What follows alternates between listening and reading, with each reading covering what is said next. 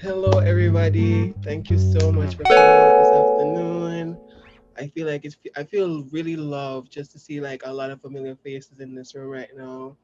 And as I tackle something that is really current and very new within the space of urban planning, I hope that you give me grace. I hope that you take something from this moment and push it forward. So I want to start sharing my slides.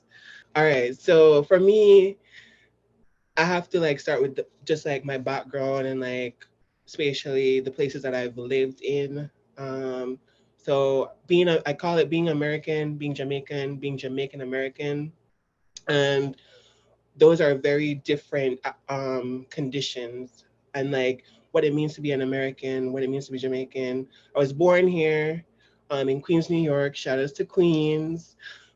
And I had the privilege of growing up in a small community that overlooked the Caribbean Sea called Barrytown, located in Montego Bay, Jamaica. And I've lived jointly between Jamaica and America. But I think what I've learned living in these different places is just like, I think there's a proudness that comes from my culture being Jamaica, um, a thing that mobilizes us to like not sit around and like not take BS from anyone. I think that is really impactful when you think of just like change systemically and how we cry out for injustice. But I think a place healing from the conditions of colonialization, like Jamaica, still experiences these different realities. So right here, I have like just like a theme board of just like different pictures. The red represents this proudness of being Jamaican, but it's this actuality of these water buckets that we have to store water in for when water is gone, which I think is a basic need for just anybody in systems. And my auntie, her name is Beryl Hawthorne, and you can imagine to my surprise when I found out her name was Beryl Hawthorne because we call her Auntie Cherry. It was just stooping around in her drawers one day, and then I just found out like Beryl Hawthorne. I was like, who is this? But she was a guest worker, and if you understand just like living on the island and what that means to like working tourism or agriculture, these are different systems of oppression that are ensnared upon the island. And she holds my bachelor's degree right here, and then right here she has like a whole mural of me from primary school through university. So for me, it's very impactful when I think about the work of reparations or reparative planning, reparative urban planning. I think of like where I've come from and the spaces that I occupy. So reparations is an act is so reparative planning or reparative urban planning is this idea of reparation enacted through urban planning. And we could all understand like what reparations is for communities healing from the systemic oppression of colonialization, exploitation, and being underserved. Is this idea of giving back to these communities in intentional ways. I mean, obviously monetarily, but also systemically changing the causations that are affecting these communities. And so I was privileged enough to like work with Julian Ajiman, who happens to be one of the faculty at my university in urban and environmental planning. Um, and basically, urban planning has been used as a spatial toolkit for white supremacy, and it directly impacted the lives of many, including Blacks and African Americans. And I lead with there are a lot of conversations around reparative planning, and what it means to like different communities that have been affected by racism and racist systems. I lead with an understanding of Black and African American communities because has been my experience. And in no ways I hope to marginalize the conversations that are happening around reparative planning for different communities. But for the most part, I can testify to that of my experiencing being Black, being African American, being in these spaces. Um, so obviously, Dr. Ruth Wilson Gilmore, a pioneer for this work of abolition, and I think I wanted to start off with this quote that says racism specifically is a state sanctioned or extra production and exploitation of a group differentiated vulnerability to premature death. It is talking about this idea of racism being policies, being something that is deeply ingrained in our society through our interactions spatially, economically, socially, education wise, and is a feeding factor to these um, beasts of racism. And I think this quote directly calls on um, the issues in urban planning. So if we understand urban planning, we understand the legacies of urban planning. And I'm highlighting the very crude ones, such as redlining, and if redlining is just like the segregation of communities, um, given spatial like desirability, urban renewals, highway and infrastructure, zoning and land use ordinances, gentrification, environmental injustice, and lack of investment. These all have a intersecting role within urban planning and how it has marginalized communities, especially here in Boston. So it is easy to say that Boston is not a tourist to these legacies of urban planning.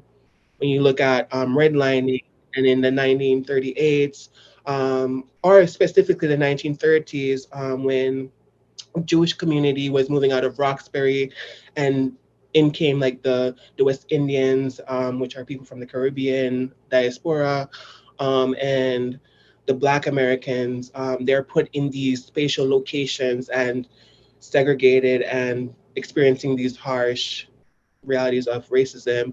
So you see two Black groups, one with a direct lineage of like racism here within the United States, but one that moves from their direct lineage to a new lineage of racism. And one may have this sort of legitimization through paperwork or documentation of their family being enslaved on this land, or as opposed to another community being the West Indians or the Africans or Africans from the African continent or their diaspora, who may not have this direct lineage to call it like enslavement or stuff like that, but experience these form of racism similar to that of African Americans. And that is the lens that I take in my work, is understanding the um, the vulnerability placed within Black communities, especially Black Black immigrant communities and Black undocumented communities. I think when we talk about reparative planning, coined by Rashad Williams, we should think of how do we change a whole system to benefit those affected by it. And yes, not saying we shouldn't pay the ones with direct attributes to enslavement money, but we have to look at it as a system issue too. So we also see the wealth gap being exacerbated because of redlining and all these different forms of urban planning, where a study done by the Boston Federal Reserve really gave a worth to Black families within the metropolitan area, $8 compared to white families, which have a value of 247 500,000 in general. The large wealth gap in Boston is directly tied to the lack of widespread home ownership within Black communities as a result of redlining, segregation, urban renewal, and gentrification. So obviously, I draw on Williams' work heavily because he is the one who had gave this sort of planning a name, which is reparative planning. And in his latest article, he coins it the past we step into and how we repair it. So when we think of the case studies out there that have been given a platform to speak on like what they have done, we look at Evanston, Illinois, and their housing program that dealt with like the historic redlining within of Black residents, and as a resolution, they have given them 50,000 per resident who have a direct lineage to that experience of redlining. You look at Providence, Rhode Island, which is very close to us, where their former mayor gave large sum of through their Truth and Reconciliation report have one acknowledged the history of racial oppression that the indigenous and black communities have faced within Providence, Rhode Island, which is super important to acknowledge, but also gave a sum to like help and pour back into these communities.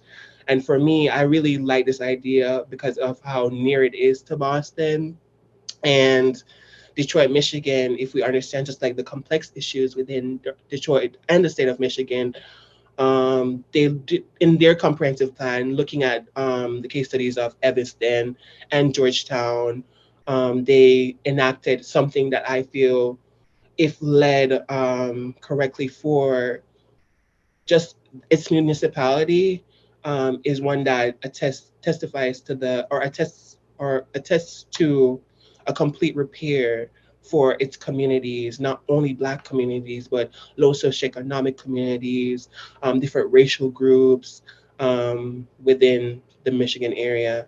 And I highlight California also because it has been one that has been within the media. Is Bruce Beach within Manhattan, which is this beach that was owned by a black family, and it was taken from them through eminent domain, and they were lost a sense of livelihood because of these racial policies. But years later, recently, I think last year, the state gave them back their money, or their perceived amount of money that they should have received for their land, and giving back this community a sense of generational wealth that was robbed from them years ago. Um, and also, California is the only state government to have a reparations task force. So when we think of these different ideas and how they align with reparative work within Boston, we can see that reparative planning in Boston comes through the form of like the Boston Climate Progress Report, linking this form of environmental injustice within communities, frontline communities, which happen to be underserved communities, historically marginalized communities, communities of color. They link reparative planning to climate action that creates an imperative that communities that have experienced this first and worst of climate change impact, that there should be a direct funding to them because of just the positionality that they host within the bigger urban spatial location. When we think of King Boston connecting the past and present, I think I call out to their criteria for reparations. It's a remedy that is defined and agreed upon by who's suffering from the injury and harm, which happens to be, again, communities of color. But within those, when you think of like the undocumented communities in those within those communities, when you think of the immigrant communities within those communities, they should be also stakeholders within deciding upon reparations or reparative planning within their space. It must be an independent structure to be created and receive resources, some sort of reparation finance authority, a comprehensive reparations for both the individual as well as the community. I think of this when I think of my mom, who was a single parent woman and a white, single parent immigrant woman, Black immigrant woman. All these intersectionalities of these oppressive systems that are coming against her and what it meant for her to maybe not have these resources as readily as a remedy for her, which could have been a direct contact to mental health sources or just like additional financial help or these system because she we lived in Florida, and obviously we understand within Florida's crazy, but there's a strong sense of um, geriatric aid, and these are often held by Caribbean people, specifically Caribbean women identified, and they experience this harsh levels of racism and realities that kind of can be humbling coming from a space or location that is heavily populated with people like you, that yes, there are these ideas of colorism, but also you come and you experience these within the United States. So obviously a comprehensive reparations for both the individual as well as the community are essential. And if we look at the Mayor Wu mayorship, sorry, we think of like the recent enactment of a task force on reparations, which is the first in the United States in a municipality to have a task force on reparations at a citywide level. Um, but within this, I find flaws. Obviously, it provides a remedy for direct descendants of enslavement on this land in Massachusetts. And yes, though we need these monetary values and these monetary reparations, we have to think system wide of how we can incite change. So my rationale for reparative planning is that it's an intersectional approach to address the history of extraction, exploitation, and indoctrination to dismantle of oppressive regimes, positively transforming the well-being of the historically marginalized. So to think of what it means to for Black people or people of color to have these experiences, such as like Black joy, which is also one of the metrics for Rashad Williams' idea of reparative planning.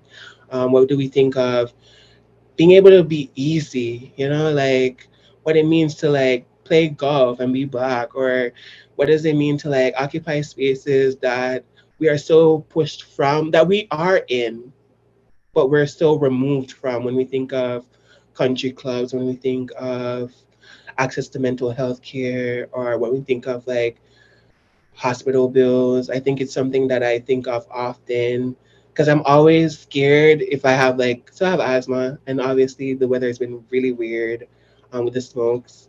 And so I'm always worried of like someone calling an ambulance. So because of how expensive it is. So reparative planning relieves this idea of worry and what it means to just live your best possible life as a person who has experienced these systemic issues. So, yeah, thank you so much. Peace and love. And hopefully, you took something from this. It's still something that is like being worked on for sure. Thank you so much, Nicholas. This has been so illuminating, and I think a good reminder for some of us. Um, but I just appreciate your presentation and just your style. But now we are going to open up the floor for Q&A. I'm gonna move the spotlight. And so for everyone here, we would love to hear from you. If there's anything that stood out in Nicholas' presentation that you have questions about, if there are things you just want to react to, um, feel free to get off mute and share your question, your thought, your reaction, um, or put your question in the chat, or reaction in the chat. So yeah, we have about a little like 18 minutes for Q&A. So feel free. So yeah, the floor is open for members to share.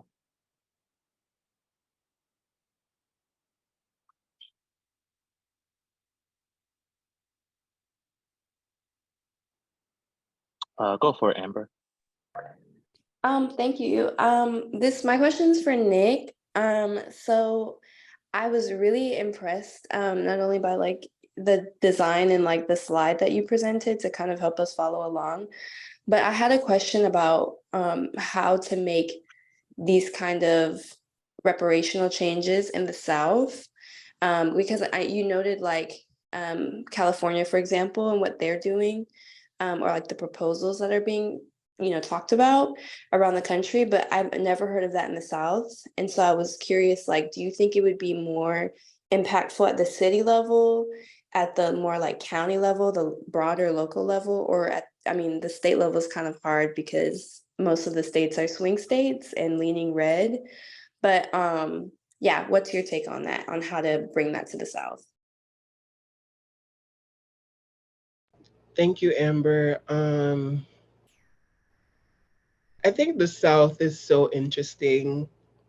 I think, especially with like the immigrant communities within them, it my point of reference of the South is Florida, and for the past couple of years, Florida hasn't had a main stage to act a fool sometimes. And so when we think of like the immigration policies that are being enacted now, we think of how it's mar- exacerbating the marginalization of vulnerable communities. I think with an election year coming up, it's definitely important to think about candidates that are going to positively enact change. Um, and also, something that Rashad Williams talked about within their paper was this idea of grassroots movements and how they are enacting these forms of reparative planning measures. So it's whether it's supporting a community fridge, supporting your local church, supporting places that you know are again, kind of making a direct impact within the community.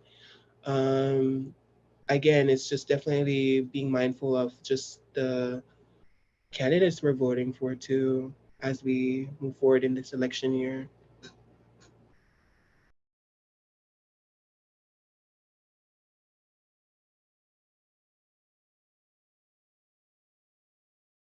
Okay, I'm reading one that's from Geo within the chat. Do you think reparations are possible without a black and brown led class revolution? It seems a handful of neoliberal politicians and philanthropists think so. I think it's easy for someone to see a thorn in your toe and be like, oh, there's a thorn in your toe. But do they know what that thorn, how that thorn feels like? I'm not saying that there aren't people who are not of the black and brown community who don't deserve to be in this space, but also it's understanding the work within this space. And I think when you think of reparations, it's a personal feat and it definitely involves having community across the board to have this conversation. But the ones who are leading this idea of reparations are should be the ones who are affected by it. Our reparative planning should be the ones that are affected by it. They are the ones who should be stakeholders. They're the ones who should be kind of like lead planners in this area. The community, and I'm not saying it should be like a brown or black person who is an urban planner making these decisions, but it should be a direct member of like that community you're trying to impact. Um, I think there will always be critique of a system, but definitely would go against that. Thank you. I had a quick question, Nicholas. Um, you mentioned just being in school and learning from a lot of scholars that have researched this work and are championing it.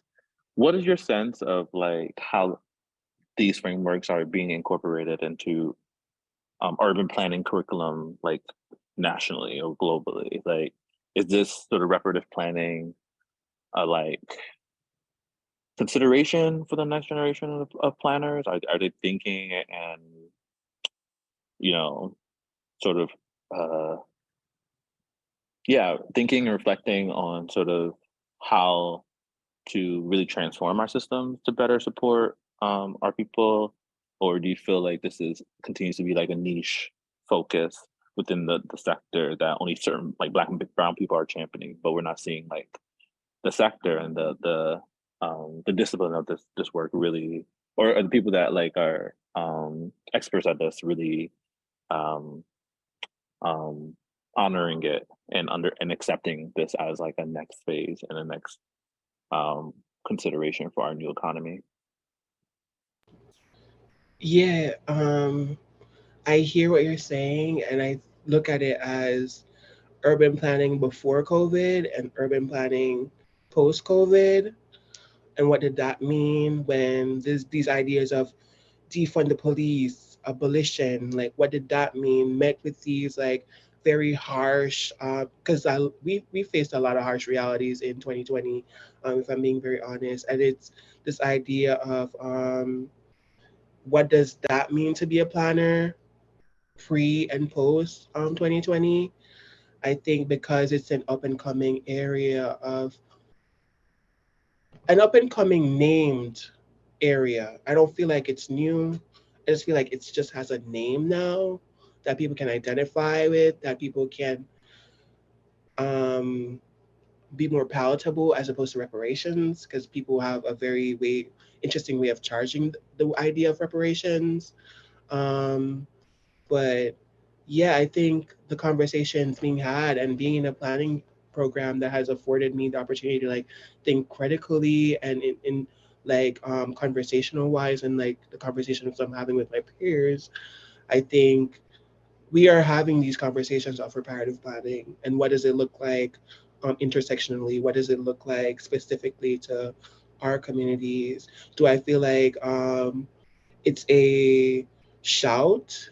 No, it's more of a whisper, honestly. But I think as we continue to like whisper about it, we're having conversation, we're talking about it, and soon we'll be like screaming it off like the roofs. Um, but I definitely see within the next 5 years, like urban planning having this as a front space, like champion.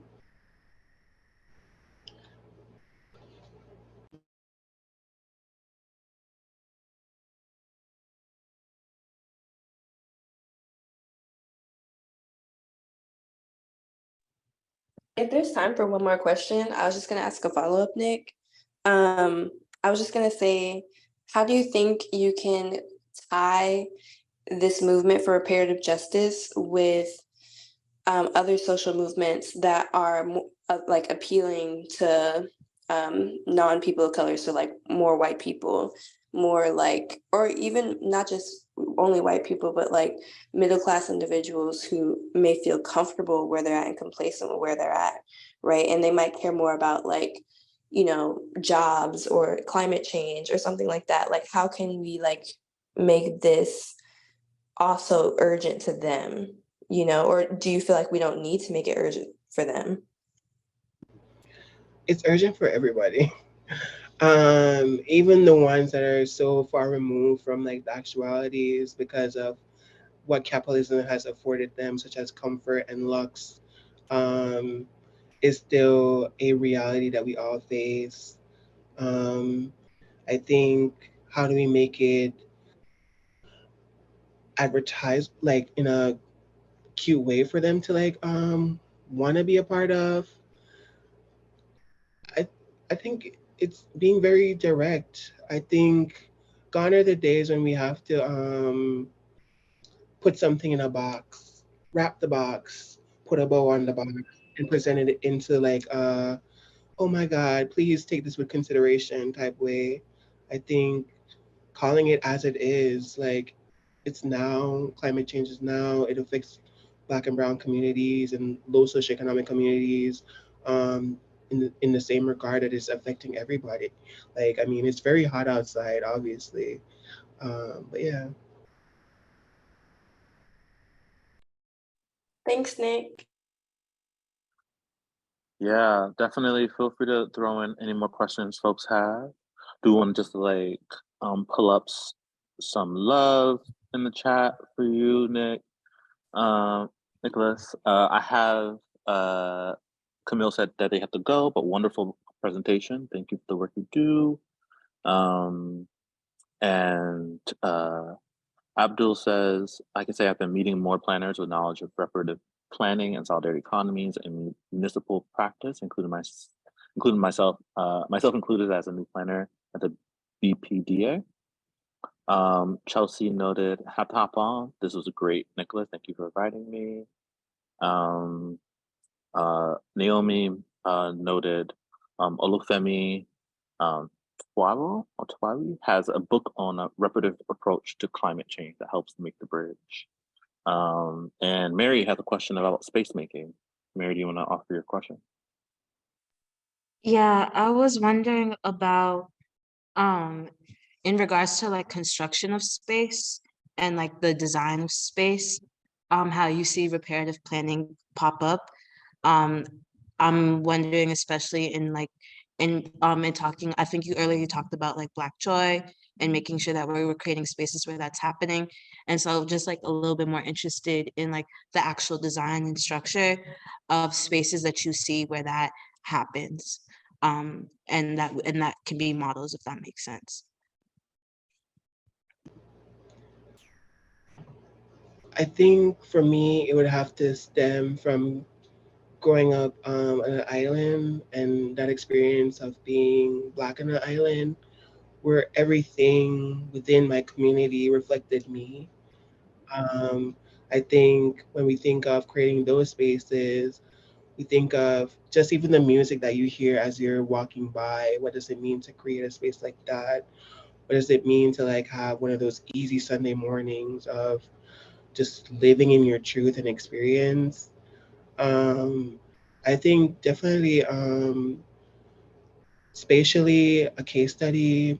Nothing comes to mind, but does come to mind is how intentionality should be enacted within this space, creating a community that reflects the community. You could quote me on that one. A community that reflects the community. That's a good one.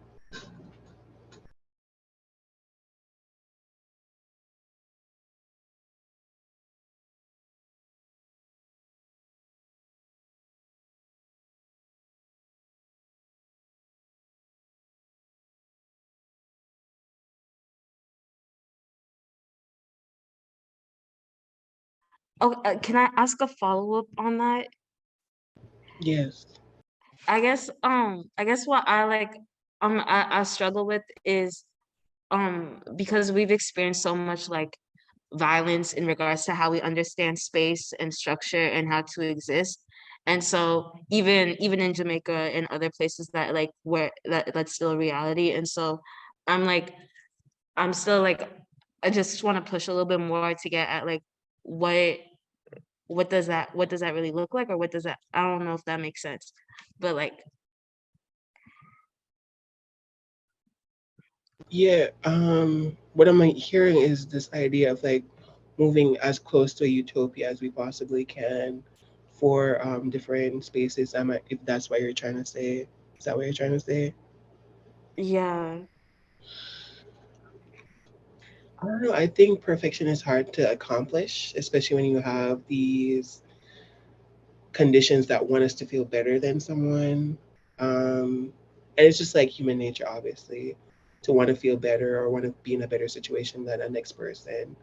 But I think when we step into like our morality and like these conversations of like um, looking out for your brother as or your sister or whomever, like seen in like a case study within like with COVID, like what did it look like for a country like the United States of America to protect each other through wearing masks, as opposed to New Zealand, a country that like enacted like a mask mandate that was able to push forward through the COVID pandemic crisis. We look at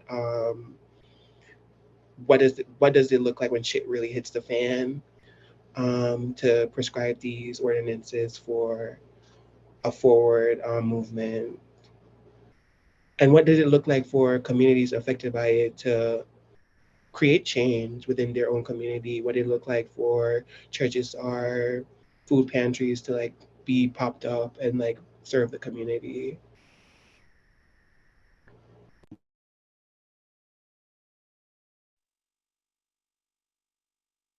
Thank you, Nicholas. We'll probably have space for one more question, but I'm gonna read these affirmations before we get there. Gina says, "Thank Nicholas, lots to chew on." Anaf said, "Thank you so much. I'm so happy to have logged on. Your work and words are extremely inspiring. Hope to learn more about your work in the future." Christine noted, "Great presentation, Nicholas. I have to go, but I want to share this. It's a very good and important conversation." And Tony noted, "Great presentation. Thanks, Nicholas." Um, any other, got a question from Gina. Any reading recommendations for folks new to urban planning slash reparations? I am not a reader, if I'm being honest. I'm not gonna lie. I don't like reading per prescribed reading. Um, but what I've been enjoying recently is Three Mothers. Um, it's this book about the mother of Dr. King, James Baldwin, and Malcolm X.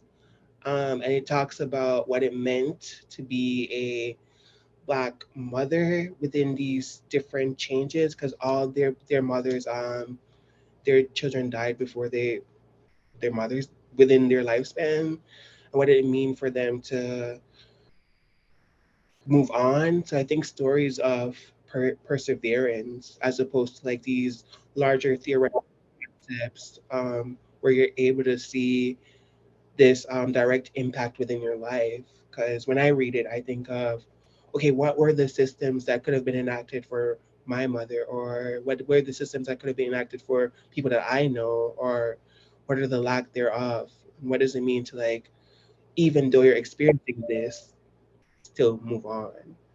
So I think books of perseverance. Definitely Michelle Obama's new book. What's it? We Carry the Light. That's a good one. The light we carry. The light we carry. My bad.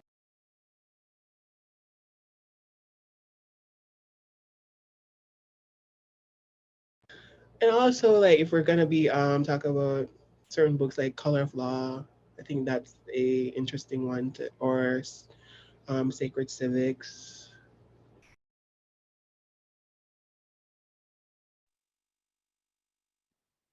Thank you, Nicholas. So appreciate um, your presentation and sort of like expertise in this work. Um, and thank you everyone for the questions that folks have offered. We have reached um, the end of our workshop today. I hope everyone's doing well and feels nourished. I would love for folks maybe use one of the reactions or get off chat and just give a round of applause for Nicholas. Um, Appreciate it. Thank you, thank you. And if folks want to sort of refer back to this presentation, as I mentioned in the chat, it will be on our YouTube channel. So feel free to look that up.